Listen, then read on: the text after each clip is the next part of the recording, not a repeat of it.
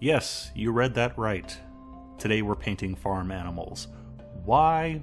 Well, we'll get to that eventually. I'm gonna do this video in 3 parts. Review, paint, and then why I'm doing this at the end. But let's start off at the beginning. We have Pegasus Hobbies 148 scale farm animals here. You get 30 different farm animals in the box from 9 different species. You get cows, pigs, donkeys or mules, I can't tell which, sheep, goats, chickens, dog if I didn't say that, there's some turkeys, quail, little things, anyway, lots of different animals. They are made out of a very soft PVC material. Everything is one piece except for a couple bull horns. Majority of the larger animals do not have bases attached to them, which is a good and a bad thing because you have to, when you glue them onto the base, you may lose some of the hoof detail. These need very little cleanup. There's a seam line going down some of the backs on the miniatures, as well as between the legs. You can clean off most of that pretty easily using a sharp knife, and then after that all you have to do is glue them to your bases.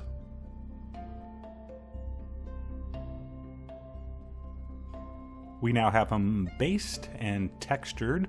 The bases are some really old Games Workshop 40K bases that are very thin, just seemed appropriate for these guys. And I have them based mostly in pairs because Noah probably knew what he was doing. And just going around and priming everything now with my standard black primer.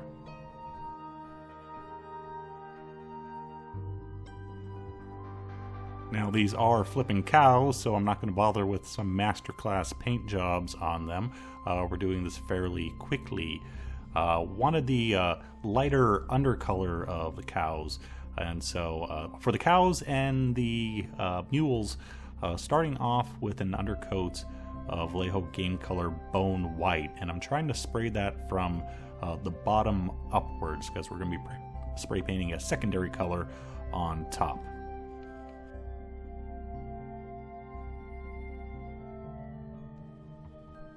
Then from the top down, I am spraying them with brown. Several different browns I used. Wasn't too specific about which ones I used. There's some Vallejo Game Color Charred Brown, some Game Color Parasite Brown, a Model Color Flat Earth. I believe there's a little bit of Cavalry Brown in there, and then I used mixes of them as well.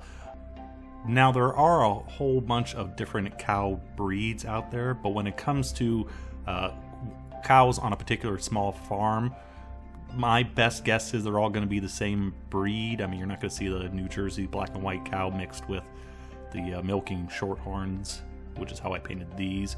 So that's the main reason why I try to keep the paint scheme simple, because I figured you would have the same cows breeding over and over again. You can mix them up a bit if you want, but I wanted to keep it a bit more historically accurate.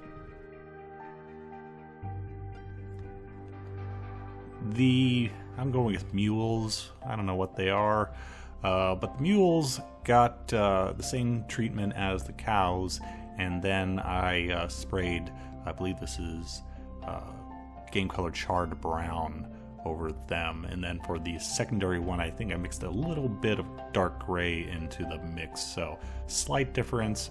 Again, I didn't think a huge color variation would be appropriate for the collection of farm animals.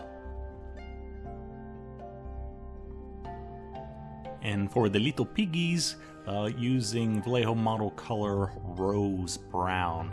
I initially mixed a little bit of Game Color Pale Flesh in here as well, but I had to go back and eventually fix that because I think the Rose Brown was a bit more pink, a bit more accurate. And now to detail the cows. Yes, that sounds really stupid. Using, once again, the Game Color Bone White, just to add a little bit of color, more color to them, around the mouth, around the eyes, on the inside of the ears, just to carry that color from the underneath area a little bit more to the upper body. Not all the cows got painted with the same texture. I wanted it to be slightly different, so some have larger a whitish muzzle area. Some don't have it around the eyes. Things like that, just so there's a little bit of difference between them. Some of the smaller animals I painted completely by hand, like the sheep here. Figured going dirty would be a bit more accurate rather than just a pure white color, so undercoated with Vallejo Game Color Cold Gray, and then dry brushing on a mix of cold gray and pale sand.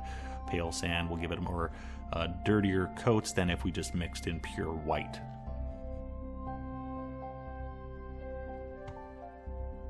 Now for the washes. For that we're using Army Painter tone washes.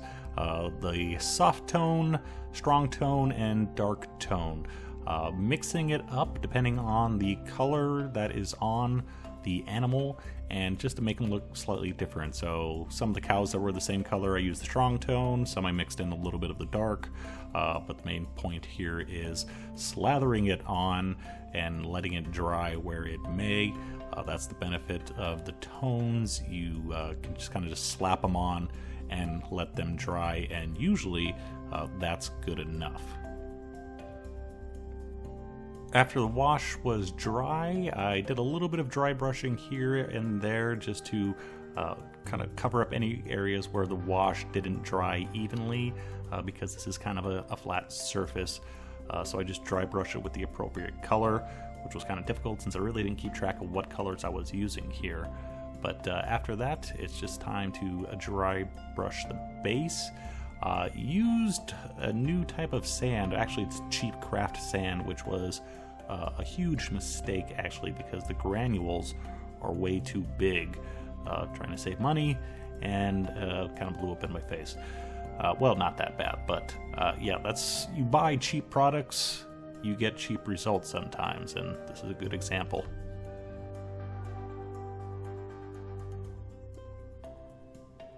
After flat varnishing all the models, we can go ahead and apply the static grass. I'm also applying on some grass tufts with a little bit of super glue. Trying to add a lot of grass on these because, again, I didn't really like the texture on the for the gravel, for the dirt. So trying to cover up as much as I can with little nummy, yummy, grassy bits.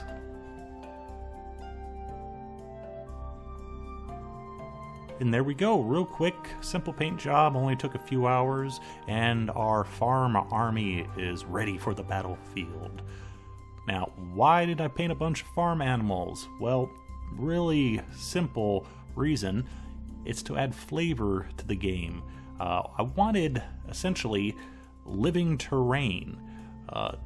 You can use animals in your historical or fantasy games as small little terrain features rather than using a brick wall or a pile of barrels or something like that. I thought it would just make the table look a little bit more interesting, and I really want to have someone say, well, the jackass gives me soft cover. You can also use them as objectives. I thought it'd be really cool to have a bolt action World War II game where the Americans and Germans are fighting over a cow that they see in the middle of a battlefield, something like that, and you can make up a little scenario where the cow moves in a random direction, or you can force it to your side so you can have a really good dinner. So yeah, really simple here, nothing, don't have to be complex and super detailed all the time. Just a little thing I wanted to do. Figured I'd do it on camera if it inspires any of you out there to do other little interesting things for your games. So that's it.